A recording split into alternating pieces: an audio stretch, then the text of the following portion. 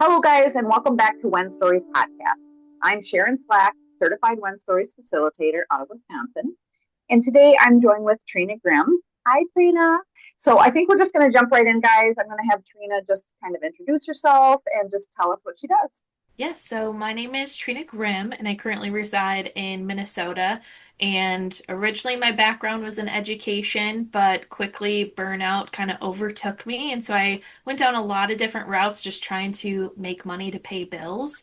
And one experience led to another, and I have slowly transitioned and created a business that is aligned with who I am as an individual and kind of how I want to serve women that I connect with. And so that's why I've created Trina A. Grimm Holistic Coaching, where I primarily focus on helping you intentionally live in every version of yourself, whether that's through motherhood, whether that's as a business owner, whether that's a mixture of both, or just being the best version that you can each day. And I have different systems to target anything as far as limiting beliefs to how to show up in your authentic self, whether that's on social media or just in your day-to-day life. So it's kind of like all of the things that I'm passionate about and have helped me on my journey that I have learned through experience that I'm now able to help women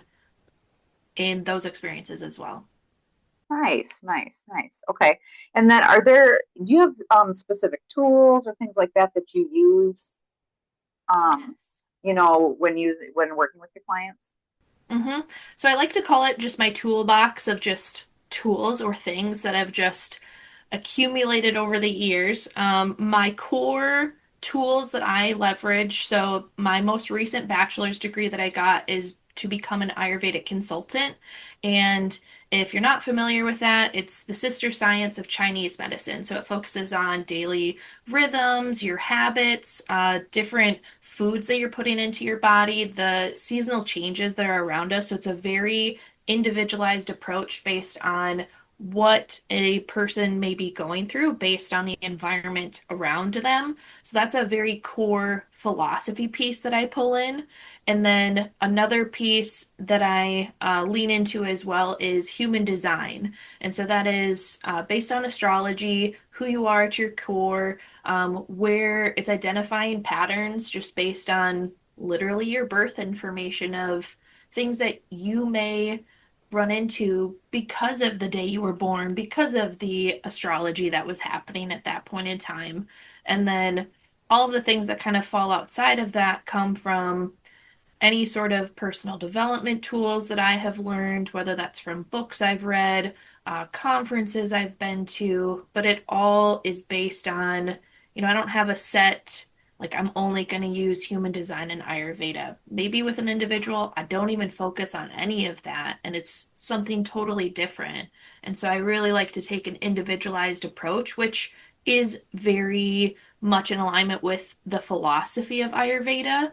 It is, not just putting a band-aid on it and doing what everybody else does. It's actually like looking at you as a human who is nobody else is made like you. And so it's me leveraging all of those tools to help serve you with where you're at.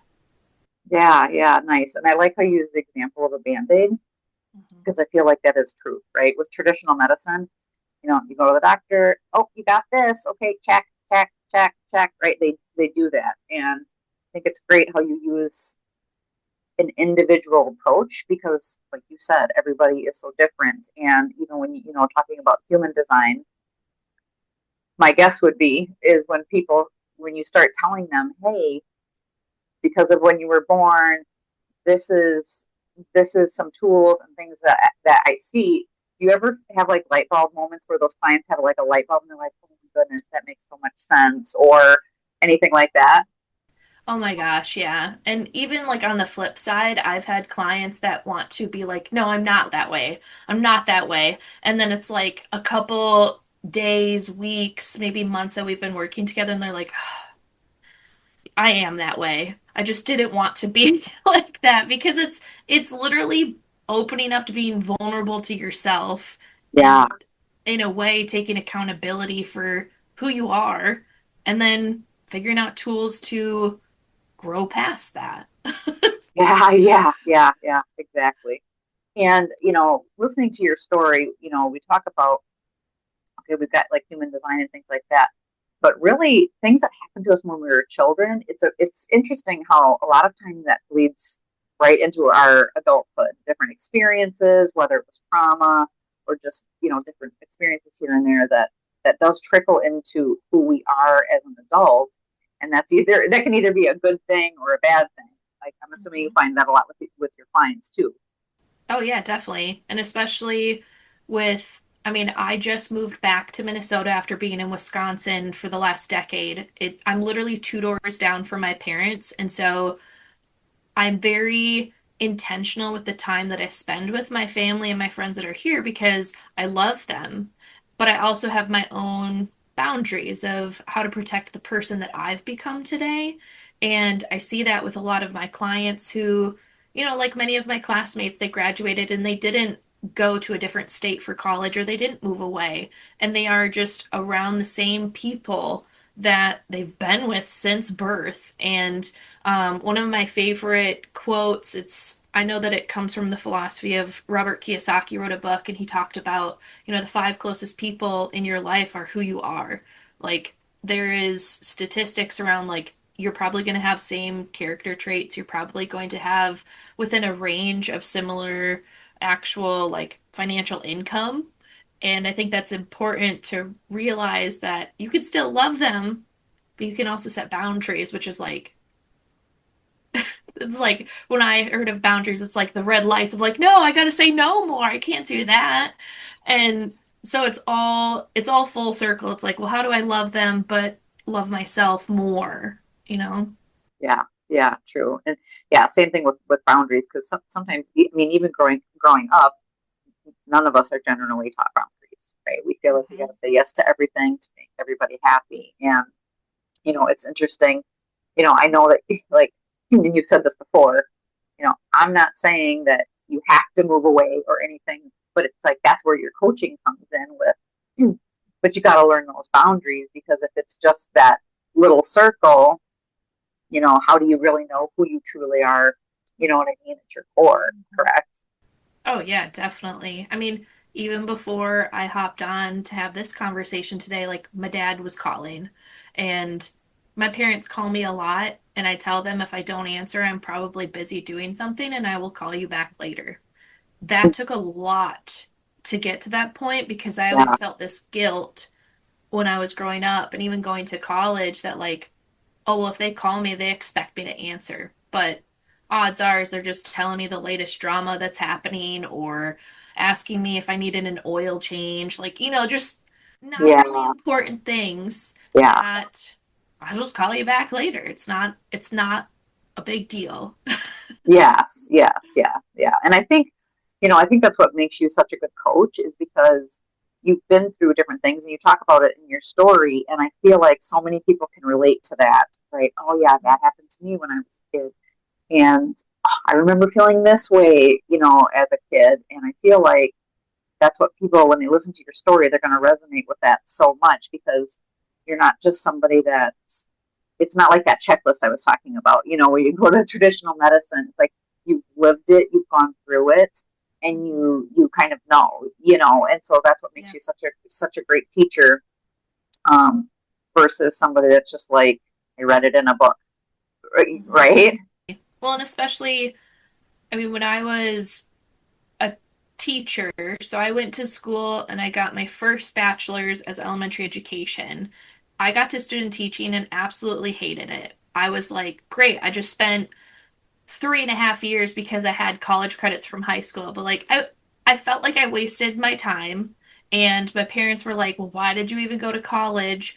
But I went into childcare and every child I was like, oh my gosh, like I don't know how to handle this, you know, what's happening in my classroom, I go, I find a book, I go ask another teacher, I go, you know, do a virtual conference of some kind to learn it, then implement it. And then that piece of like diving into each one of these kiddos in my classroom, it was like, oh, like that's why I felt this way growing up too. Like, that's why I didn't try very hard in schools because I wasn't feeling seen. I wasn't feeling validated. Like I just kind of was there and it was just Right. expected. And so it's, I think it's one of my favorite pieces of, yes, I primarily work with women, but women who have children, like that's a whole nother ball game of, how to find the balance between taking care of yourself, but also ensuring that you are doing the best for your child, and then that mom guilt can play into it. And it's like, it's okay to feel like you screwed up today. Like I I still help out at a local Montessori school here, and there's still times where it's like, even with the staff that helps me throughout the day, I'm like, it's okay that today kind of sucked. It's okay that we didn't do any of the art. It's okay that we didn't read the book. Like we met the whole 11 children we have, we met them where they were at, which was high emotional. We were there for them, and that is all that we can do. And sometimes it's like coming to peace with that, which is like a shift after you kind of work through, some of those beliefs that you may have as a mother, as a woman in today's society. Yes. Yeah, I totally agree. And I feel like, that's why you're kind of like a breath of fresh air for clients because they're like, oh my gosh, I didn't realize I could feel that way or do that and it's still okay. And so, thinking about your clients, is there a particular client story that really kind of sticks out to you that you'd like to share with us? Yeah. So when I first launched my business, it kind of just fell into my lap and it started mostly supporting the visibility side of marketing. And so it was more so marketing for holistic brands that were out there. And I had met somebody from a training that I did for body work, Ayurveda, what have you. And she was looking to launch her business. And I'm like, well, I'm totally game to help you do that. Like I'm just kind of starting out, but I helped other businesses before just kind of in the background. And I had helped her come up with a strategy of like what the launch would look like. So, what social medias do you want to do? There's going to come a time where we've created enough systems to where you kind of just do it, but there's a lot of automation. And so it was a lot of like the forefront of just kind of answering her questions. Mm-hmm. And as we started working together, and as I started incorporating specifically human design, I had provided her with a full write-up of, based on her human design, here's how you best connect with others. Here's how, like, here is your ideal client based on how you are as an individual. And I remember sitting in that call and we were virtual, and she was like, I've never felt so seen by who I am as a person. And this woman, I mean, she could probably be close to being my mom.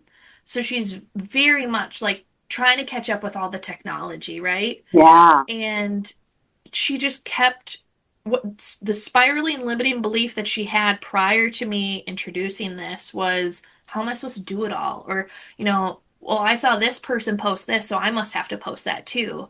And it was this constant, just like, I got to keep posting. I got to keep posting. I got to keep doing this stuff. And I'm like, actually, for this person in particular, I'm like, your best visibility on social media comes from you sharing intentional, vulnerable moments.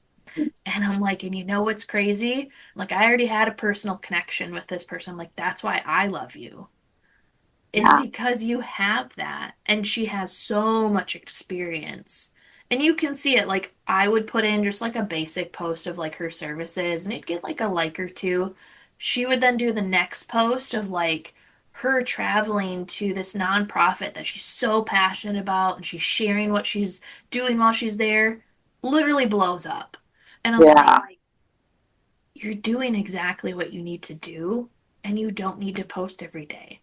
And she was just like, oh, Light bulb. because yeah, I'm like, we're so used to people saying like post every day, 3 to 5 times a day. It's like, no, man, like you just gotta align with who you are.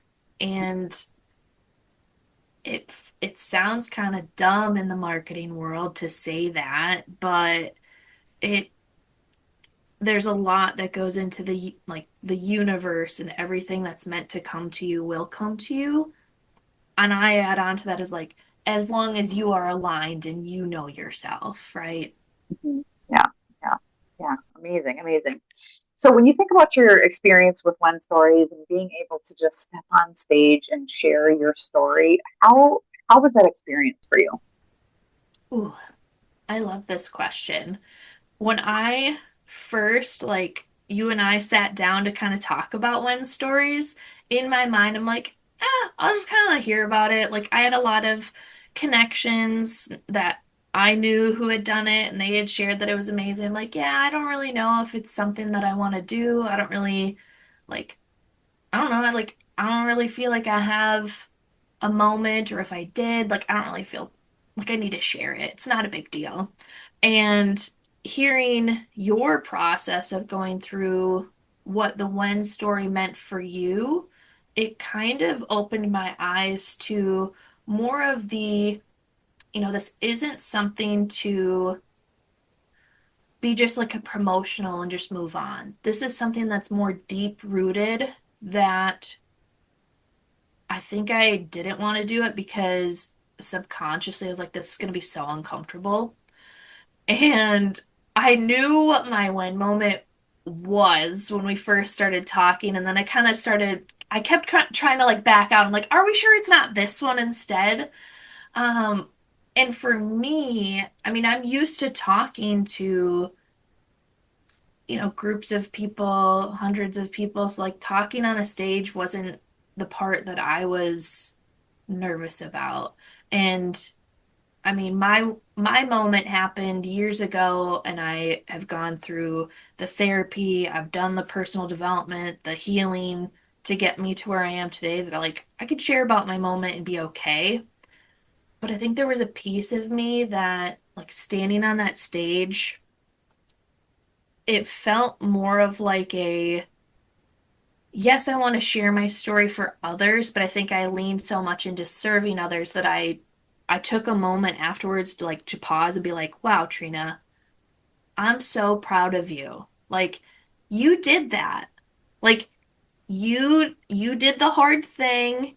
You set the boundaries after the when moment. You did it. And now you're here. And now you have people in your life that support the you that you are today." And I think it was just like, even now being able to share about, like, oh my gosh, like my wedding story, I'm so excited. It's like I'm just filled with gratitude that all of the kind of like gunk and the hardships and the challenges that happened, like, they happened for a reason to get me here today. And that's like such a surreal feeling of like, wow, like, there was a voice in my head in that moment where I'm like, maybe something good could come out of this. And I kept telling myself, my me surviving through this is going to be somebody else's survival guide. And like, that's literally what got me through the hard days, the questioning moments. Like, it's okay, this is happening for a reason, and it's only for a season. We're gonna keep moving.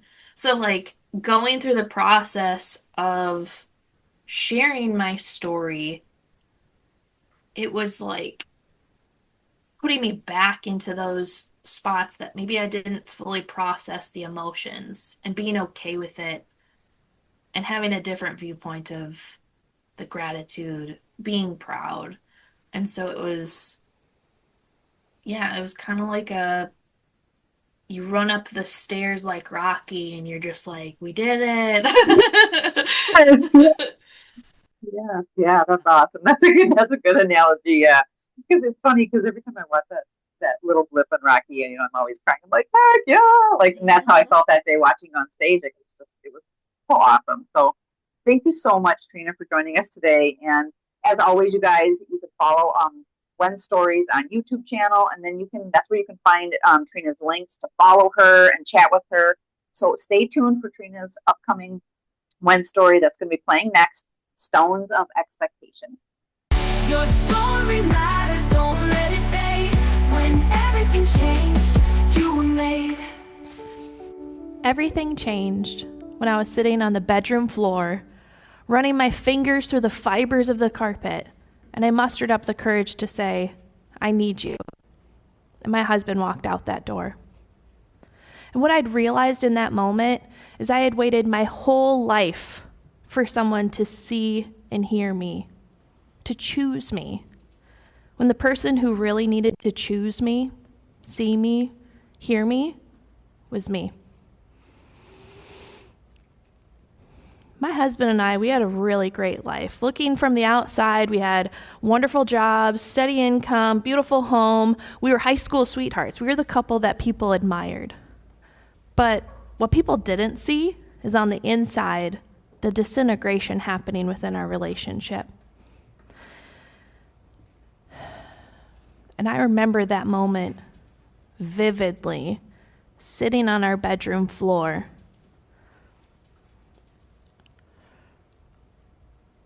Before I get into that, just a couple months prior to that, I had been diagnosed with depression and anxiety. I had done everything right. I had done exactly what the doctor ordered. I had been working out, I'd been eating better, I'd been meditating, and it wasn't enough. And the amount of defeat that I had felt inside my body, doing everything right, and it not being enough, was just incomprehensible. And so the months of just leading up to that moment, I remember seeing my husband's silhouette in the doorway because I had tears in my eyes. I couldn't really see him. Felt like someone had sewn my mouth shut, just trying to figure out the words to say in that moment. And what came out was, "Stay home tonight. I need you." And he walked out that door. And in that moment, all I wanted was to feel seen and heard. Leading up to that moment, I had reached out to my friends and I had asked them for help. They knew what was going on. And when I say friends, this isn't like Jill from work. We hang out sometimes and we bond over cat memes. Like, these are my friends who I truly felt, saw, and heard me. These were my friends who I had confided in a lot of different big, kind of negative life experiences, and they had been by my side during then, so why not now? And these weren't just my friends either. These were my husband and I's closest friends. They were our kind of like community that we had created, who we'd all come together. We were learning about personal development and overall just making choices, choosing habits to be the best humans we could be. And honestly, in your 20s, it's kind of hard finding a growth mindset oriented group of people who also believe in Jesus. I had asked them for help, even if it was something to send a text message, just letting me know that they were thinking of me. Even if they had to pull out their phone, put it in their Google Calendar just to remind them to send every time, every week. It didn't matter. I just needed to believe, my mind needed to believe that this world was worth living in when everything else was telling me otherwise. All I wanted was to feel seen and heard. But they didn't reach out. They didn't send that text message. They lived their life like everything was normal. Like I was normal, like everything was fine, like my world wasn't like one of those dreams where you are in danger and you go to yell out, but nothing comes out of your mouth. All I wanted was to feel seen and heard. All I wanted was to feel valued. But instead, I was slowly sinking into the ocean of isolation. I was exhausted from just pretending that I was okay, trying to stay above water with constant life expectations around me. I was exhausted from pretending to be okay, because if I couldn't hold it all together, everything around me would crumble. And so in that moment, when my husband chose to walk out that door and hang out with this group of friends, it wasn't just my husband who left that night. It was the closest people in my life. And in that moment, they all abandoned me. And in that moment, it felt like I was just a shell of myself. But I'm going to take you back just a little bit into my childhood to give you another layer leading up to this moment. So first and foremost, I had a really great childhood.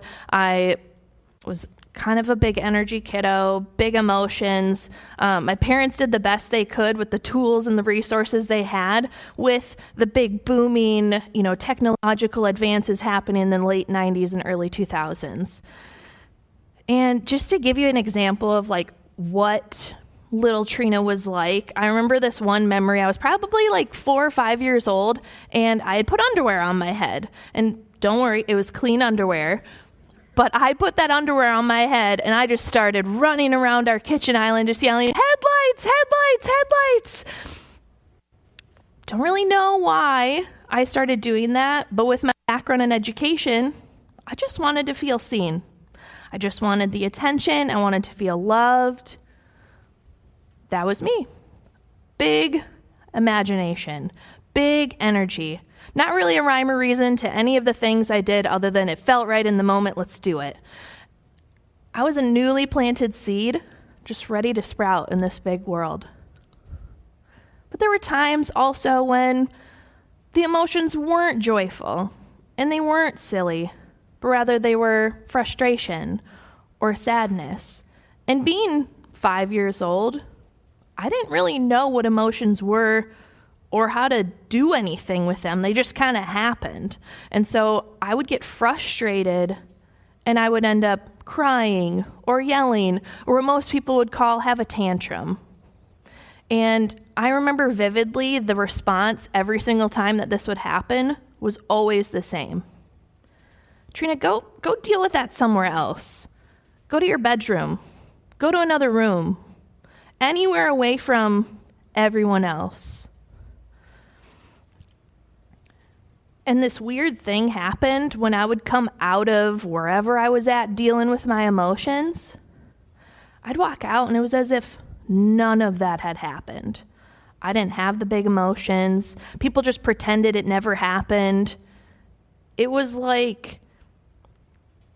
really weird. Like, I'd get attention for having these good, positive emotions, but when we have these uncomfortable emotions, nobody knew what to do with them. We just pretend they aren't there. And what little 5-year-old Trina learned in that moment is, in order for you to feel seen, heard, valued, loved, you do the only safe thing that you can think of, and you push that down. And continuing into my childhood, that little seed that was so excited to thrive and grow and take on this world, it began getting stifled by the expectations around me. It would come in comments of, "Trina, you're a lot to handle," and it felt like a stone was being placed on top of that seed. "Man, Trina, I really wish you were more like your sister and a lot easier to handle." Put a stone on top of that seed.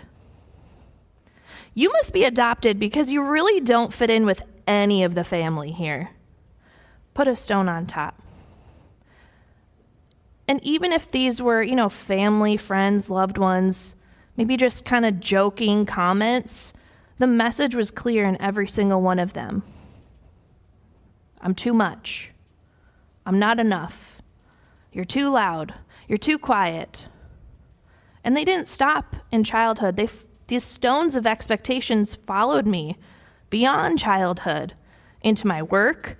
"Trina, you should really stop doing so much. You're making the rest of us look bad." Put a stone on top. Into my health.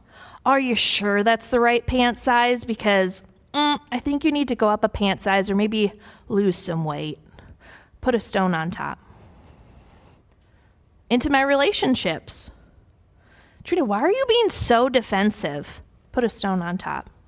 "Why are you being so quiet?" Put a stone on top. "Why are you even here right now?" Put a stone on top. It did not matter what I was being in that moment. It was always somehow wrong. When all I wanted was to feel seen and heard. And so I did the natural thing is, when we make other people feel comfortable, were seen and heard. And somewhere along the way, my value got connected to making others feel comfortable. And with that, you can't ever stop. You can't ever rest. You have to keep pretending and keep trying to make others feel comfortable, because all you want is just to feel seen and heard. In that moment, sitting on our bedroom floor, what I thought was the shell that was left behind was actually the moment that all of these expectations shattered. Because I was waiting for somebody else to see me and meet me where I was at. And by my husband choosing to walk out that door and those people, my closest friends, abandoning me, I had realized that I needed to be that person for me. And so that little seed that was growing and these stones of expectations were being put on top of it, what actually happened is those cracks, they shattered. And what I thought was the shell is actually a crater that was left behind, because it was the start of my healing journey. And of course, healing didn't happen that night. It actually took many years of intentional work after that, through therapy, through just learning more about myself. And there were times along the way where I'd pick up a personal development book and that little seed would wiggle through all the stones and we'd see the sunlight and we'd hear the voice inside again, that true, authentic voice of who I am. But then life kept lifing and more stones were placed on top. And it was after that moment on the living room floor that I decided to change the trajectory of my life when I made the decision to go back for my second bachelor's degree to be an Ayurvedic consultant. As I started learning about Ayurvedic philosophy, whether it was through learning about daily rhythms or the herbs or just listening to your body, something powerful happened as I started bringing those principles into my own life. Because when I was working with my doctor and I was diagnosed with having depression and anxiety, the plan is very simple. Step 1, you take medication. Number 2, management of medication. Maybe you might go up a dose, maybe you might go down a dose. Third, you learn to live with taking that medication, and in parentheses, forever. But what happened when I had started intentionally incorporating Ayurvedic philosophy into my own life, I came off of all of those medications. Not because I ignored my mental health, but I truly listened to my body for the first time in probably my whole life. It was through guidance, patience, slowing down and listening to Trina, listening to what my body needed. And with that, I get to stand here today based on the healing journey I've had and say something I never thought I would say. I forgave my husband for walking out that night. I forgave the friend who hurt me the most out of that friend group. I sat down with them. And I said, I forgive you. I truly wish you the best, but I don't want you in my life. I don't need them in my life. Because when you heal yourself, your perspective of the world changes. Boundaries become your core to protect the person you've become. I've created boundaries to protect the woman I am today, because the woman who stands here today is the woman I needed when I was sitting on that bedroom floor. I am the woman today who I needed when I was 5-year-old Trina. And that's what I get to do today, is I get to walk alongside other women with my background in education, Ayurveda, tools such as human design to better understand your feelings, your emotions, what to do with them. And I help them take that journey towards seeing and hearing themselves again. Because I believe everybody needs to know their authentic selves. That doesn't mean that I am going to work with everybody. I want people who are ready to take that next uncomfortable step Because I'm not here to grab somebody's hand and drag them along the way. I want to walk beside them. Because as women, when we don't have that safe space to feel seen, to feel heard, to feel valued, instead of going silent or changing to be somebody else that you're not, we create that space. We choose to see and hear ourselves because that is what we are here to do. And so in that moment, when you choose to see and hear yourself, you're no longer waiting to be chosen by others. Rather, you become the person that you needed all along. Thank you. Your story matters, don't let it